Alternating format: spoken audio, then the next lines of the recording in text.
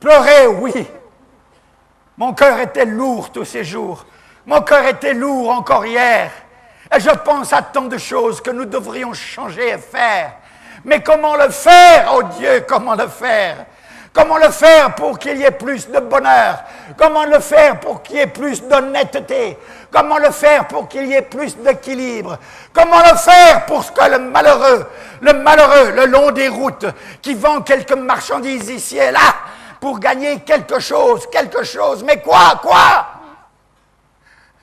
Pour que cette situation change. Comment le faire pour que l'honnêteté vienne dans le cœur? Comment le faire pour que les maris soient fidèles à leurs femmes et que les femmes soient fidèles à leurs maris? Comment le faire puisque même dans l'Église de Jésus-Christ et même parmi les pasteurs, on voit des divorces, des infidélités, des adultères et on continue à s'appeler homme de Dieu. Scandale!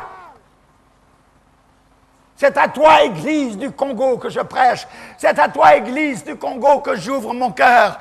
Je te dis ce matin ce que je n'ai pas préparé à l'avance, mais je te dis ce qui remplit mon cœur. Nous pouvons nous bomber le torse 50 ans, jubiler. Et quoi? Est-ce que cela change à notre situation? Est-ce que cela change à notre avenir? Est-ce que cela change quelque chose au niveau de nos familles? Où en sommes-nous? Nous avons l'habitude de jeter la responsabilité sur les autres. Nous avons l'habitude de rejeter la responsabilité sur tel dirigeant ou tel autre dirigeant. Nous avons l'habitude de trouver des excuses. Mais tout cela ne tient pas, car chacun d'entre nous, nous pouvons faire quelque chose pour changer quelque chose. Et si chacun d'entre nous, dans cette Église, nous sommes décidés à changer quelque chose, nous aurons une influence. Et cette influence va se multiplier. Et se multiplier encore. Fini de jouer continuellement. Pourquoi jouer encore et encore? En voulant nous excuser de tant de façons, nous excuser pour nos péchés les plus abjects, pour nous excuser pour la honte, oui, la honte qui devrait couvrir et voiler notre visage. Ô Congo, où vas-tu? Ô Congo, où vas-tu?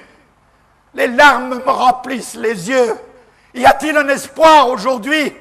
Un espoir dans nos réunions politiques? Un espoir dans nos partis?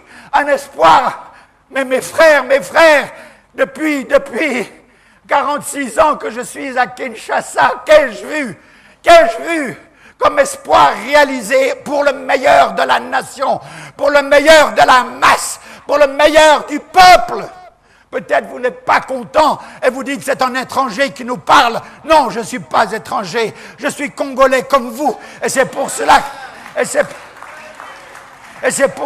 je parle. Et c'est pour cela que je parle et je parlerai encore. Ne vous en déplaise, ceci concerne la morale de la famille, la morale de la société, la morale des instances politiques, la morale des décideurs de la nation. La morale, où est-elle? J'ai déjà crié et je crie encore. Pourquoi m'arrêterais-je de crier? Un jour, peut-être, ces paroles lancées ainsi ne seront pas perdues pour rien.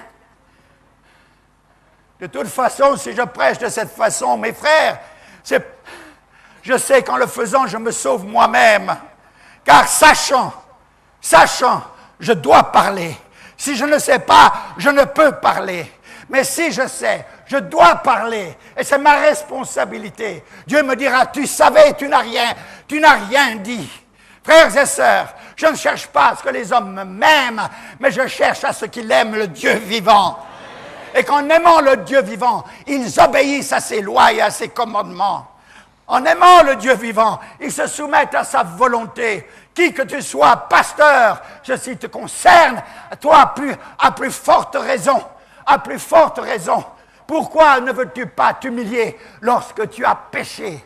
Pourquoi ne veux-tu pas t'humilier lorsque tu as été une occasion de chute, un menteur, un voleur, un immoral? Pourquoi voyons-nous cela dans l'Église? Pourquoi fermons-nous la bouche? Pourquoi cherchons-nous à excuser? Le péché n'est jamais à excuser. Jamais, jamais, jamais. Quand il y a péché, le chemin de la réhabilitation passe par l'humiliation et la confession. Voilà le chemin de la réhabilitation. Il n'y a pas d'excuse au péché, quel qu'il soit.